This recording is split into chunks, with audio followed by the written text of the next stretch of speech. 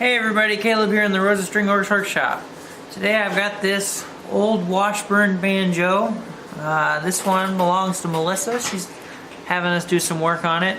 Really, we're going to be cleaning a bunch of stuff up, and it needs quite a few repairs. I think Melissa said she's even getting a new head for this, so I can take this all the way apart and get everything cleaned. So that's kind of where I'm going to start. I'm going to start getting these strings off of here and the tuners off. Basically, disassembly first.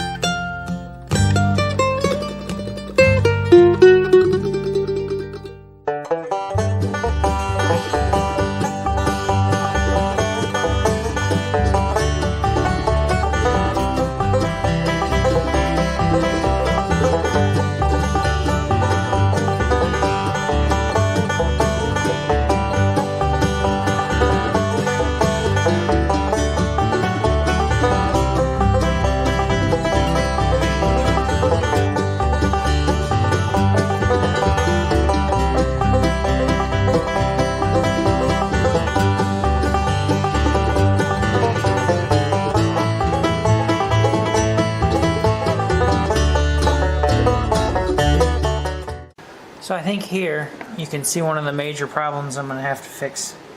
The back of the ring is coming off in pieces. This isn't actually the same wood that the inside is made of. It's just glued on the top. And I don't think there's any cracks in the the structural on the inside, but this top ring has tons of them. So I'm going to have to glue those up. And I think it's just shrunk over the years. So I'm sure I'm gonna have to find something to fill this with. You might have seen we're missing one hook there. One of the other big problems is on this side of the neck. The binding has been lost. I wonder if the whole fretboard has shrunk because those frets are sticking out a lot. You can even see up in here where the frets have pushed the binding out. I think you can see it. You might have seen when I was taking the tuners off, one of them was really stuck in. It was this one here. I don't know why it was so stuck, but I ended up getting some wedges and just forcing it out. Got it eventually, so it's alright. Just looking around, making sure I'm noticing everything that I need to do here. I tried to loosen these before I took the neck out. I haven't got them all loose yet. I think I'm going to try to get all of the hardware off so I can take it all of the the rusty hardware over to the wire wheel and get it cleaned up, and that way we can actually clean up the whole ring as well.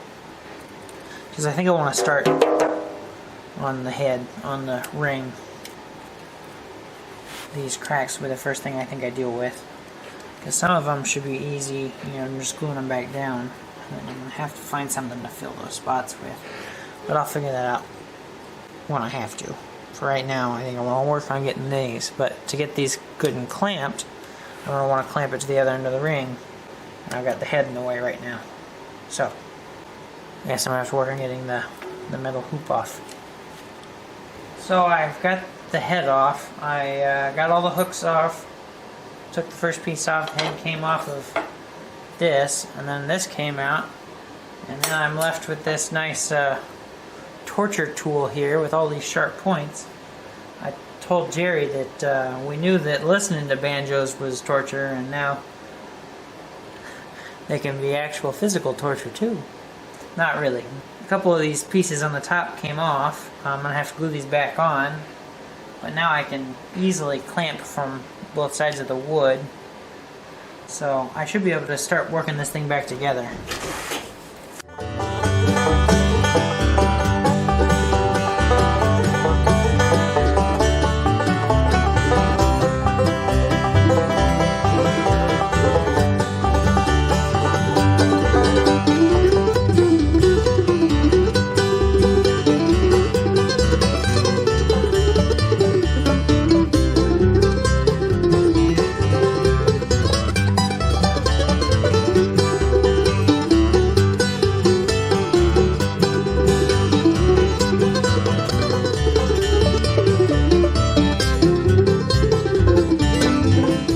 while the ring is clamped up, I've been working on polishing some of the metal parts here. You can see I've got the bottom part to the nut to the hooks for the banjo.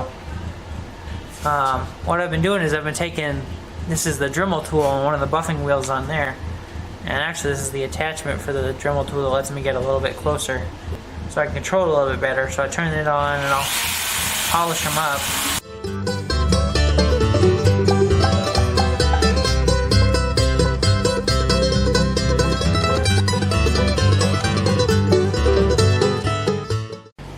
I'm using the semi-chrome polish for this. It's what I've got, and I know it works well. A lot of the other metal parts I've taken to the wire wheel. Basically, I decided that if they were rusty, I'd take them to the wire wheel, and if they were just dirty, I'd just polish them. The nuts for the hooks were just dirty. I think it's the last one. I'll try to show it to you. It's a lot more polished up. I have already taken all of the hooks, which is underneath here, to the wire wheel because they were really rusty. And now they're clean. So they're looking good.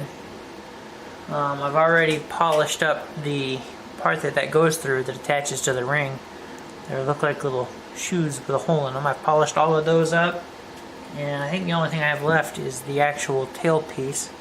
Something I wanted to show while I've got the tailpiece in my hand was once I got it off and I got looking at it, you might be able to see there, it says patent May 2nd of 99, and that's got to be 1899, so I just thought that was kind of neat, the patent date in there.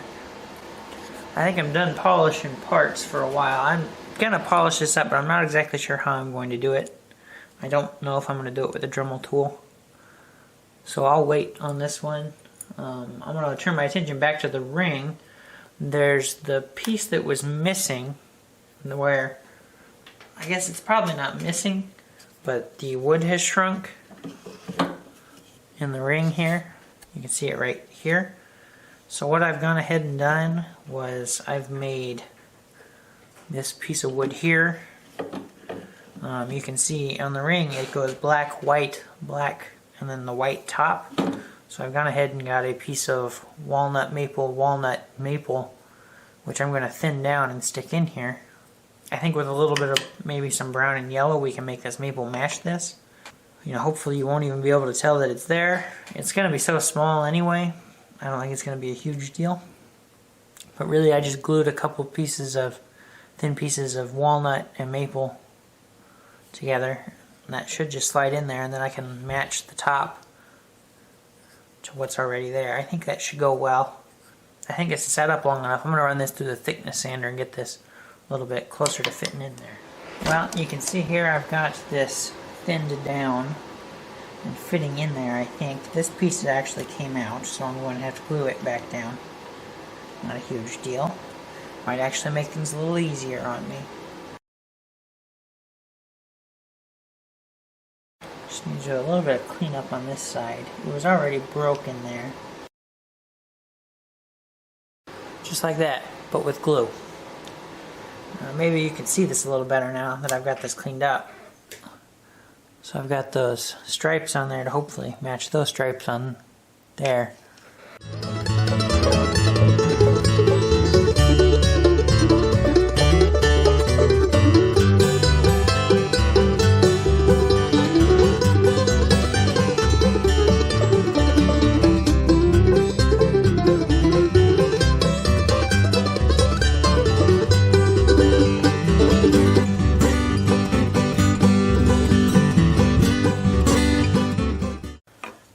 I think I'm just going to leave this to set up, a little while. It probably won't take very long, maybe just long enough for me to go to lunch, come back, and we'll get working on shaving this down to match. Well, you can see here I've got that piece filled in, cut off, cut to shape. There's a little bit of discoloring there, but I think I'm actually going to sand it a little bit more. What I've also started to do was give this whole thing a wipe down with the boiled linseed oil. Being the old wood, that boiled linseed oil really makes it look a little more well taken care of. I think the other thing I'm going to do is start putting the little shoe looking pieces back on the side. I think I'm ready to start kind of putting this back together. You can see here's the ring that goes on top of here. I took this to the wire wheel because it was kind of rusty. It was really rusty. I think I'm ready to put this back on. I gotta fit those little feet back in the holes, and hopefully this will help me not get stabbed by those little spikes anymore.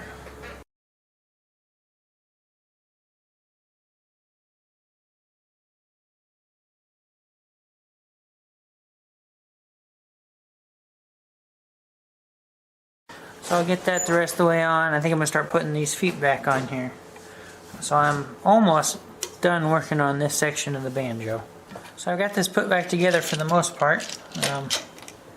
All we're missing at this point is a head. Melissa's looking at getting us a actual skin head instead of the whatever that is.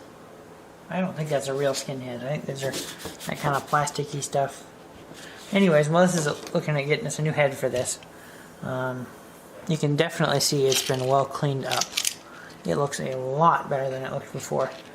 And seeing as the instructions on the Stumac site say to put the head on with the neck off, really my next step on this section is to put the head on. So we'll wait to do that. I am glad I took the neck out and started working on this as one piece, and then I'll work on the neck after. And as a matter of fact, we'll get started on the neck next while we're waiting for the head to come in. So as I start working on the neck here, I think the first thing I'm going to do is get some of these metal parts cleaned up. The tuners first, I think. What I'm going to do is I'm going to take these, what I think are plastic pieces off, and go ahead and stick the screw back on. I'll go clean the plastic parts in the sink with some warm water and a little bit of soap. Now for the metal parts, I'll probably just try to polish those up the same way I did the others, with the Dremel and a little bit of semi-chrome. The only thing that's kind of rusty about these is the screw in the back of the tuner. I might be able to just knock some of that off with a wire brush, so I don't have to take the whole thing over to the wire wheel when most of it doesn't need it. So the first thing I'm going to do is I'm going to take these in and clean them. And then I'll come back here and I'll figure out what I'm going to do with these metal parts. Well, these cleaned up pretty good with the soap and the water. There's still a little bit of gunk in them, but they're not too bad. And the screw is going to cover most of that up. Speaking of the screw, I ended up just taking it over to the wire wheel, cleaning it up real quick. Looks pretty good. Now for this, I've got it clamped on the flat part. I don't know how well you can see that, but that's the flat part where the plastic button would go over. I've got it clamped in there so I can hopefully get this polished. I'm going to do that with the semi-chrome and the Dremel tool again.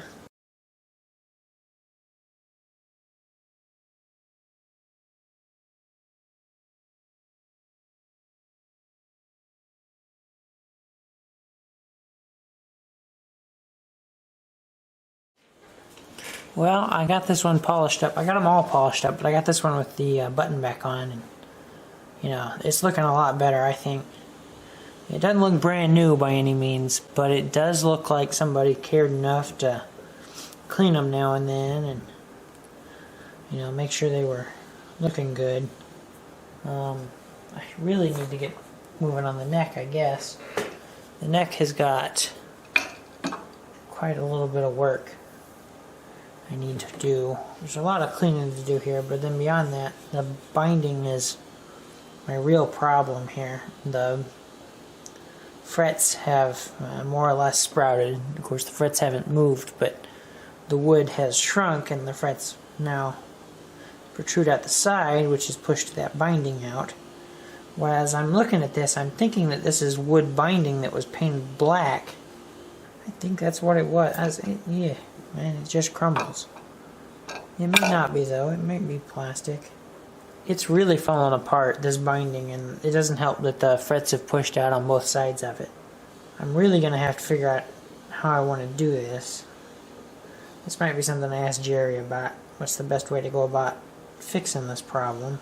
This fretboard doesn't look like it's in great shape either, but so long as I keep it, you know, attached and I don't go doing much to it, I don't think the fretboard's going to have any problems. But if you remember the Harmony Lindbergh that fretboard that was on there was just dry and wanted to crumble, and this is kind of what that's looking like to me. This dark color is not what this fretboard is. You can kind of see it there. It's not actually that dark. It's kind of a brownish. I'm not sure what it is, but it was colored dark, so you'd believe it was darker, I think. There's not a whole lot of wear in the board, so I do think that this is a die. I'll talk to Jerry and see what he thinks about these frets. And that's where I'll go from here, I guess. Well, I had Jerry take a look at this, and he basically said, you're probably going to have to make it worse before it gets better. And you can probably tell that it is. I went ahead and cleaned out all of that dark binding all the way down, and then I took my file and I filed those frets flat with the board, at least for the most part. I'm not quite done with that, but what I'm going to end up doing, what Jerry said to do, was to fill those with ebony. So I've got these old scrap pieces of fretboards with the slots cut in them. Hopefully I can use underneath the slots. Like on this one, there's quite a bit there underneath the slot. That'll stretch that whole length. That's what we'll end up doing, is filling that with that piece there.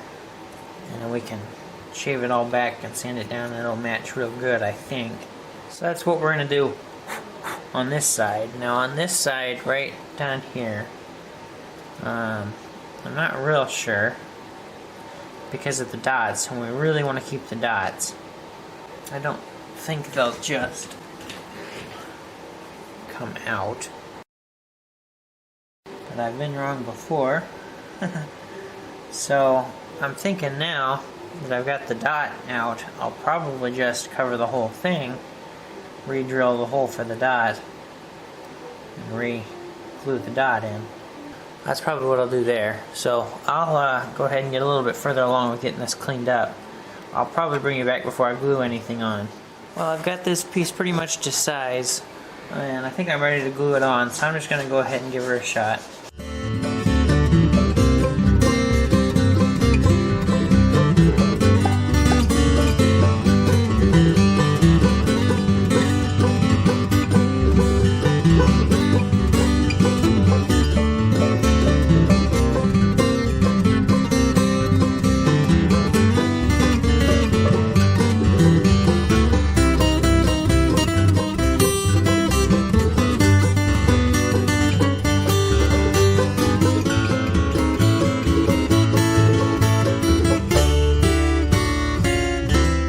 This side totally set up, and I've already got it all the way out, and I started working on taking off some of the bulk. I'm taking the bulk of it off with the finger plane.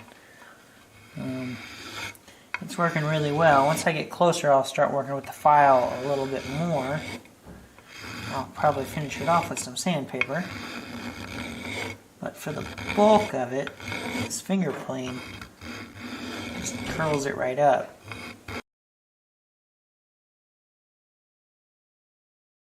It's getting real low there. I still got a little bit of a high spot at the end. So I'm going to go on to use the file here, and then I'll finish her off with some sandpaper.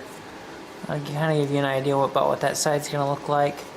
I haven't done the other side yet, but I'll get to making that piece next. Well, you can see I've got both pieces of ebony on there. I'm trying to get where you should really show it to you. Both sides. I've even got the little position markers on this side. It's looking real good. I'm noticing this side is still a little tall, so I'll take my file and work that side back down. But I'm just about done with this. It's looking pretty good. So it's kind of hard to show, but I worked on the inlay.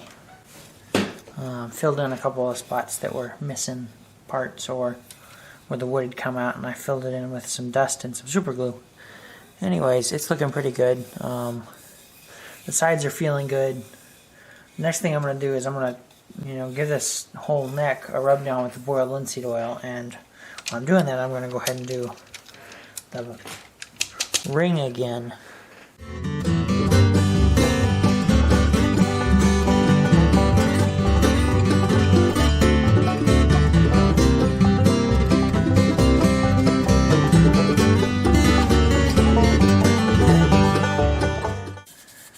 if I've shown this to you yet, but there's a label on here. There's not. There, you should be able to see it. It says Improved George Washburn. There's something in the center there. I think that's a picture of a banjo. You can see here there's a serial 8759. It's punched here too, but the 8 got left off, so it's just 759. I punched it in both places there, and it's also punched on the ring. Right there. Well, actually, that's the patented 87643 something. But there's also a 59 there, so that means that this goes with this. 5959. Probably matched up.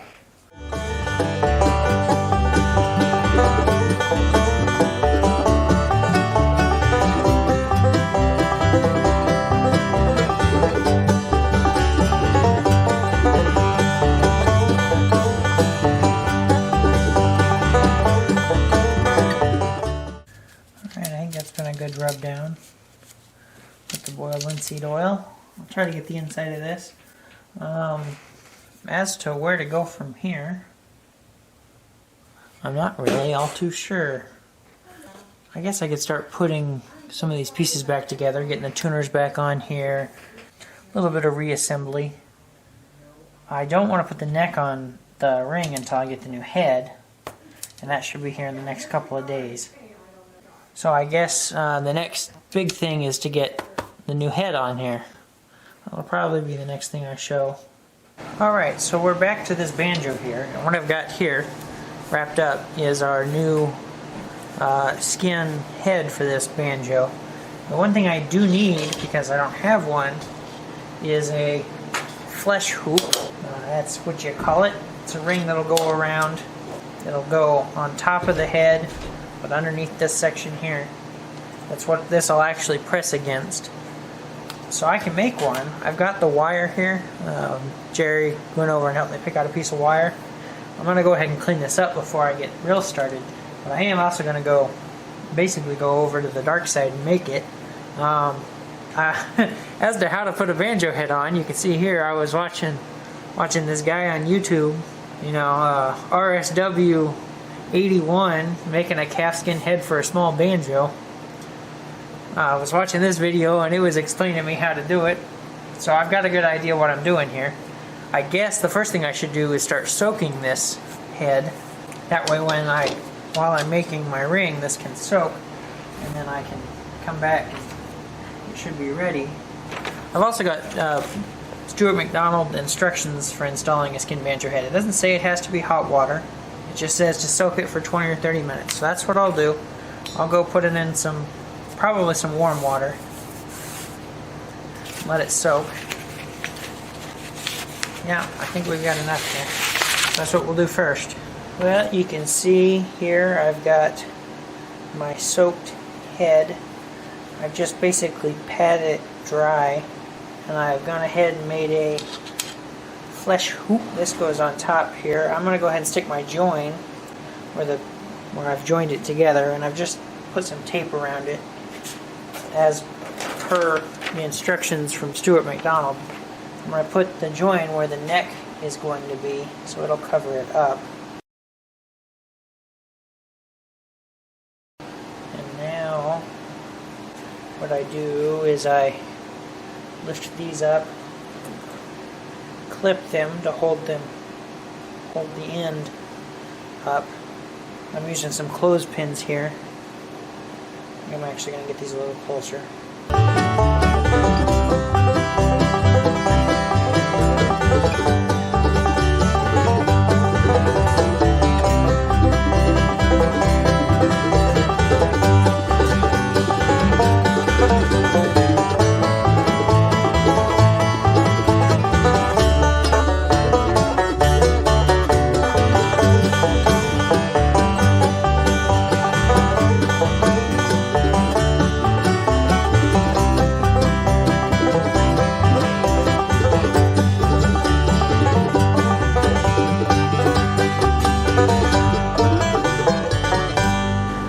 So what I'm doing now is I'm going through and I'm kind of just getting the ones I've got on here finger tight, making sure that it's looking good all the way around. And then once I'm happy with that, I can start putting more of these on here. So the instructions say to work out any wrinkles. So you know, if I take my clip off and just kind of pull it, that tends to work the wrinkles out of the flesh hoop fairly well. You can't really see them, but if you were doing this, you would definitely see them. You know what I was talking about. So as I'm going through here, I'm starting to add more and more of these, the hooks. And of course, the more you add, the more it loosens the ones around it. And, you know, inexplicably ones really far away you would think would be tighter. But as it tensions that hoop down, it loosens them all, except for the one you're tightening. That's just inevitably the way it goes. So I can add one, and then I gotta go back through and tighten them all. I think I've been all the way around, but as I tighten, you know, some on the other side, it loosens the ones I already tightened.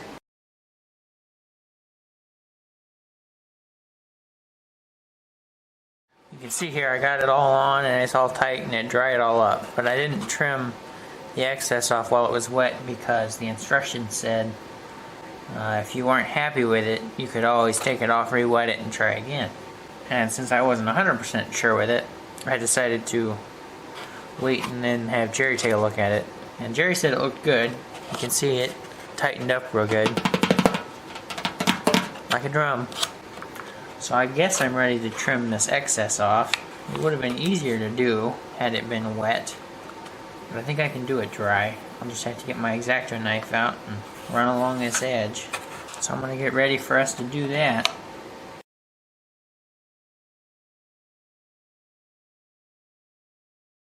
Well, you can see I got all the extra trimmed off. And I think that's looking pretty good so far. Starting to look like a banjo, I guess. I guess my next thing is to get the neck and start putting it back on here. So I'll go get the neck and we can get started on that. Well, because of a mix-up with our order on banjo bridges, I've been waiting to do this for probably close to 2 weeks. We didn't have any banjo bridges in here, well, 4-string banjo bridges in, so we ordered some, and they sent us 5-string banjo bridges, so there was waiting for those bridges to show up, and them being the wrong ones, then now waiting for these bridges to come. Finally, we got some 4-string banjo bridges in, and I got one on here, as you can see, and I got 1 string on it. I'm getting ready to start setting this thing up. I don't know how much of trimming the skin I showed, but I found out what worked really well was this hooked scalpel blade. I could kind of just fit it in the rim there, and as I kind of dragged it along, it just cuts right through it, and it worked really well for getting this trimmed down. Anyways, that worked real well. Let's get work on getting this thing set up, I guess. I just want to see what it's going to be like with some strings on it. I got a feeling the neck angle is not going to be high enough.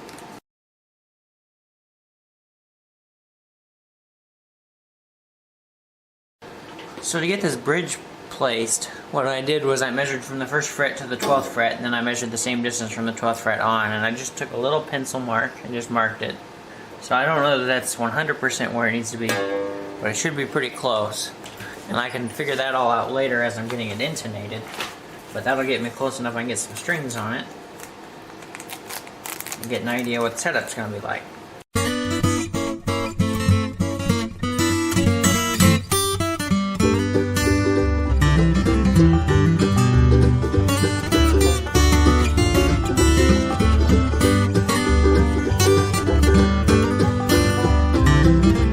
So now that I've got all the strings on here, I can start working on getting this up to pitch.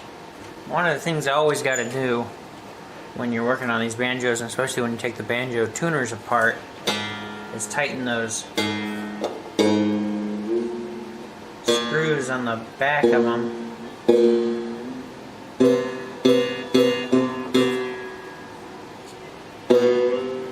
Because they're what holds the tension in the tuner. And I also got to try to kind of work on keeping these strings going up at the same time. I don't want to take one all the way up.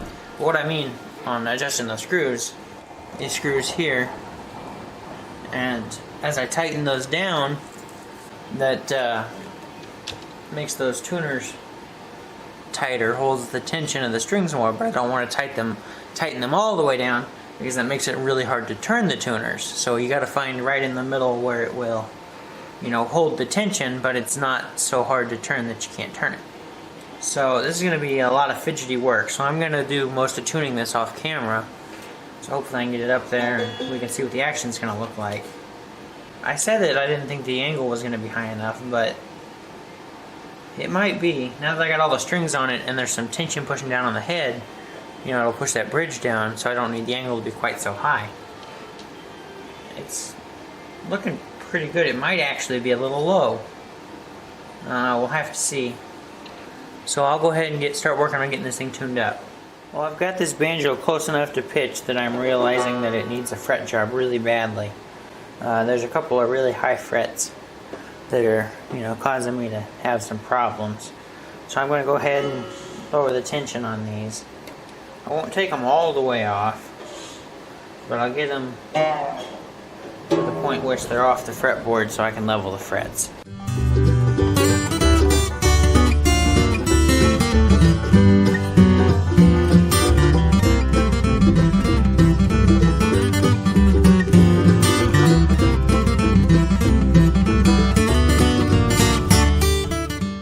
These aren't really big frets, so I'm trying not to take a whole lot off of them. I'm not pressing down very hard at all, mostly just the weight of the file.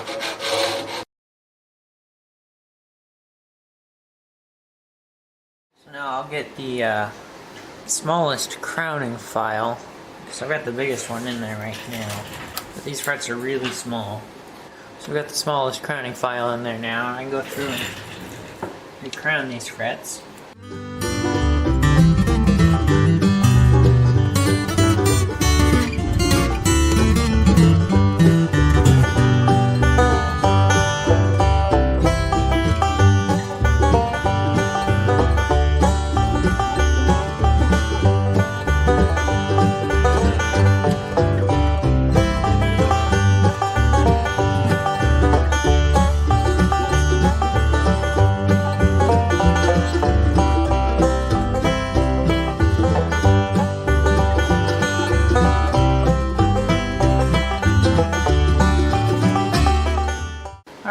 Find a piece of 400. I guess I'm going to have to go cut me off a new piece.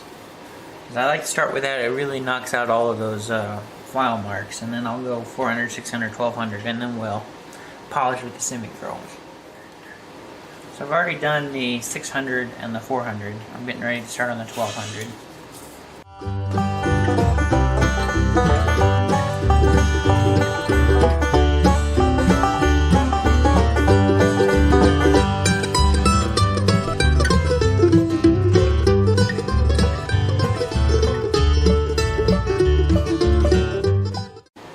Semi-chrome does an awful lot for this. They go from being smooth frets to mirror-like frets. Try to show you maybe. Right here. These frets are semi-chrome polished and these haven't been yet. And there's a shine difference. I'm not sure how well it shows up on camera really. But you can definitely tell in person. There's a deeper shine to them than on these. So that semi-chrome just finishes them off perfect. We'll get these nice and polished so we can work on getting this set back up. Well, I've got all the strings back on here, you can see, and the bridge is set back up. Something I thought about mentioning was this bridge came pre-slotted for the strings, and they're not all the same size. They are a different size. So they get smaller this way or larger this way. You know, the smaller string fits in the smaller slot, and if you have it turned around the wrong way, the big string will fall out of the slot. So we're going to work on getting this thing tuned back up now. I think we're just about done with it.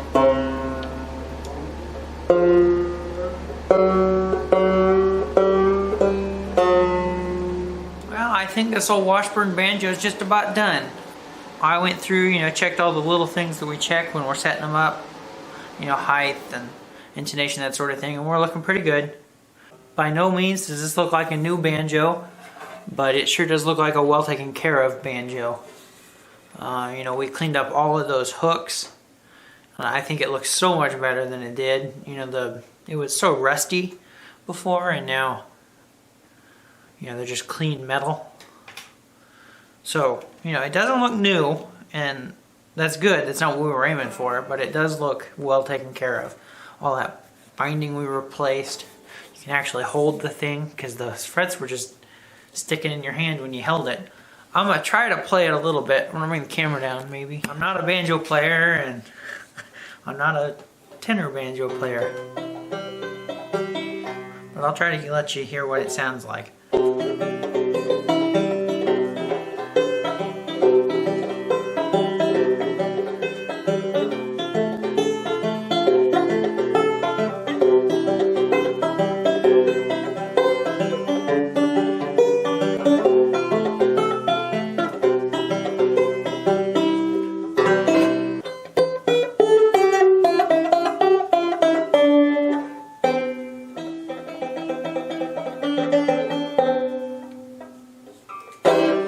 A little out of tune.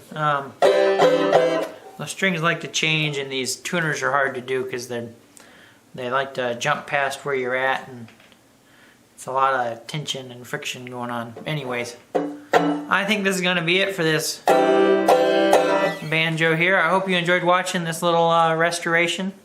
You know, we did a lot of work to this and getting it in this shape. Well, my friends, Melissa is a happy girl. Caleb did another really nice job on this banjo. It's done really well with a real calfskin head, and it looks good and everything. And you may recall that this banjo was sent to me as a donor instrument for parts, and I just didn't have the heart to tear it up and convert it into parts. And you may recall that in that same video where I talked about it, Melissa said that she really wanted it. You know, she wanted to buy it from me or whatever. And several of you thought I was being mean because I just didn't give it to her right away. In fact, I think somebody took pity on her and actually sent her another banjo. But what you didn't know was I had planned all along to give it to her for Christmas. And so I did give it to her for Christmas. So anyway, Caleb has since fixed it up, and it's really nice. Turned out to be a really cool little banjo. I mean, it's just about as nice as any of these little banjos as you'd want to find. Hope you've enjoyed the video. If you're not yet a subscriber, please click the subscribe button. And we always appreciate a thumbs up. Thank you for watching.